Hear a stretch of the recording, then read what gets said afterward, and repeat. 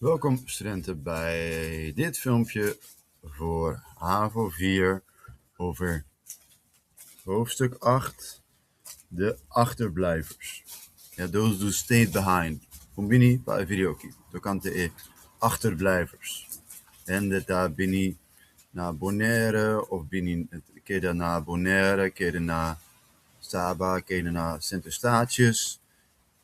In nostra llama is aqui para Hollandes achterblijvers. In nostra lesa y comencemento. We lezen het begin. Aruba en Curaçao veranderden sterk, cambia, opimas, para vinidero, para olieindustrie.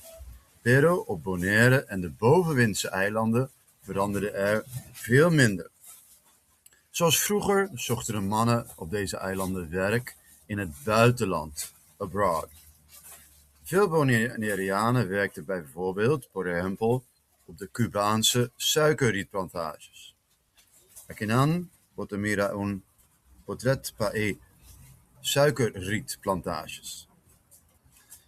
Terwijl veel mannen van de bovenwindse eilanden, por ejemplo Saba, por ejemplo Sint-Eustatius, por ejemplo Sint Maarten, gingen werken als matroos.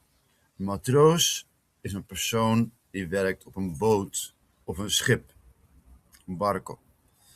De mannen moesten wel ergens anders werk zoeken, want op hun eiland was er weinig te doen.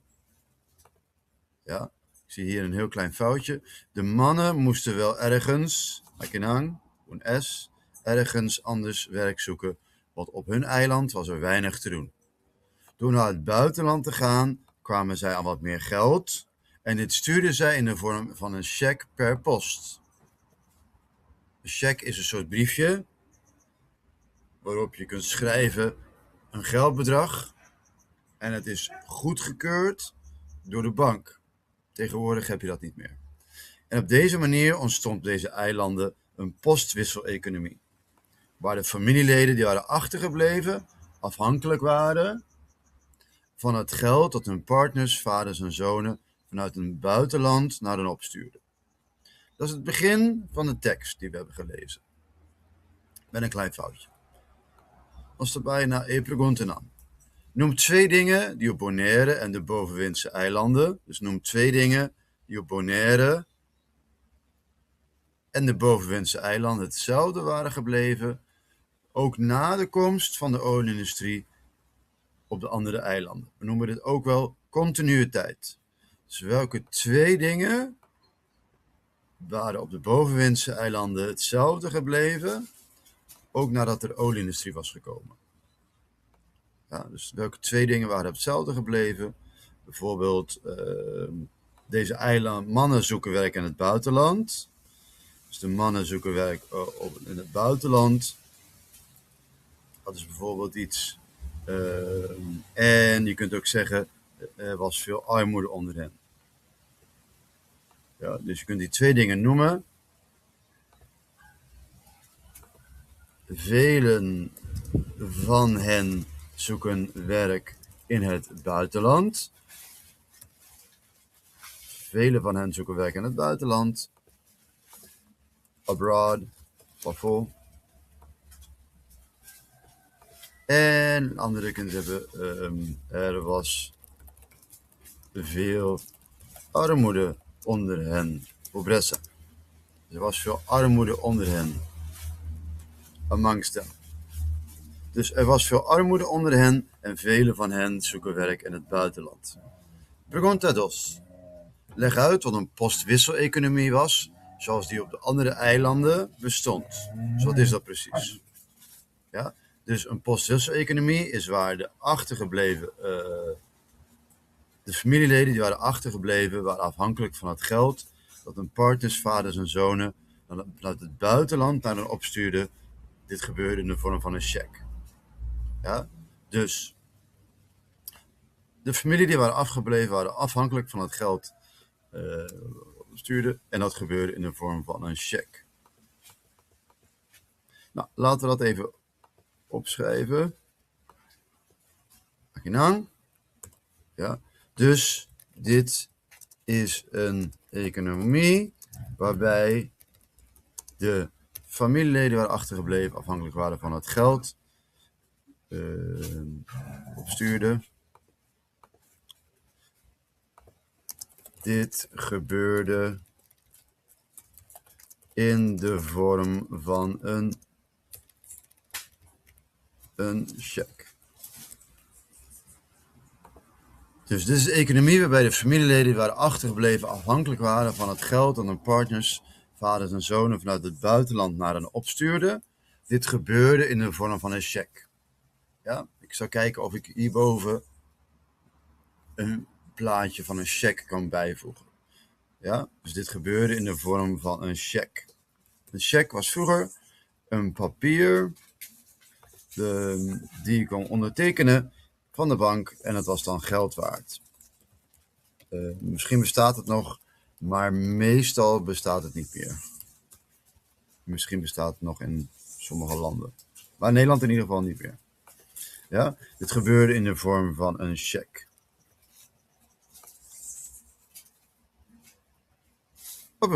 Dus het is een economie waarbij de familieleden die waren achtergebleven afhankelijk waren van het geld dat hun partners, vaders en zonen vanuit het buitenland naar hen opstuurden. Dit gebeurde in de vorm van een cheque.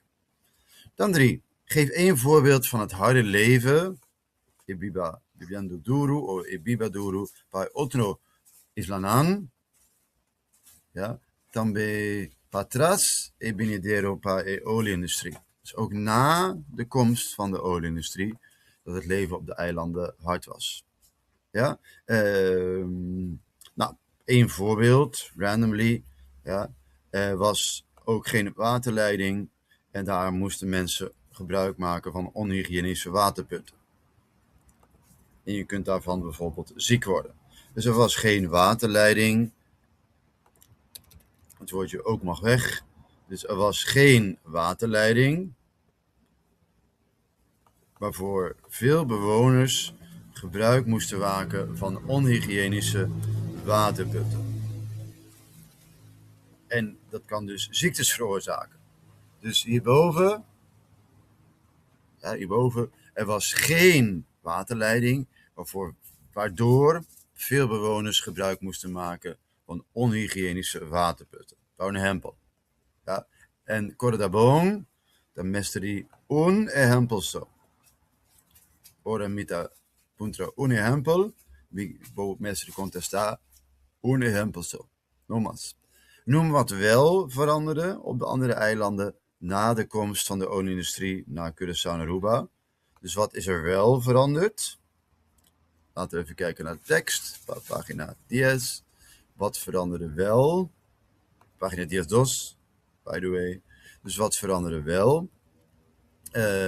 Hier zie je dat de plaatsen waar de Bonaireanen en de bovenwinders werk gingen zoeken. En veel van hen vertrokken naar Aruba en Curaçao. Dus dit is dan het antwoord. De plaatsen waar de Bonaireanen en de bovenwinders werk gingen zoeken. Veel van hen vertrokken naar Curaçao en Aruba. Iluganan, naunda, ta busca trabalho, ta cambia. Dus de plaatsen waar de Bonaireanen en de bovenwinders, Saba, Sint Maarten, Sint Eustatius, werk gingen zoeken, nang te busca trabalho, Iluganan, ta cambia. Dus dat zie je boven mij. Een beetje meer. Ja, de plaatsen waar de Bonaireanen en de bovenwinders, dus je hebt Bonaire, bovenwinders zijn Saba, Sint Eustatius en Sint Maarten, waar ze werk gingen zoeken, dat veranderde. En veel van hen vertrokken naar Curaçao en Aruba.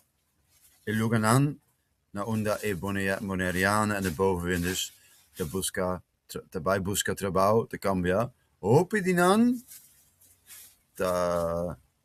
bijna Curaçao en bijna Aruba. Dat is wat wel veranderde.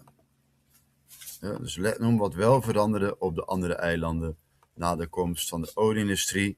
En wat wel veranderde is de plaatsen waar de Bonaireanen en de bovenwinders werk gingen zoeken. Veel van hen vertrokken naar Curaçao en Aruba. Dus veel van hen vertrokken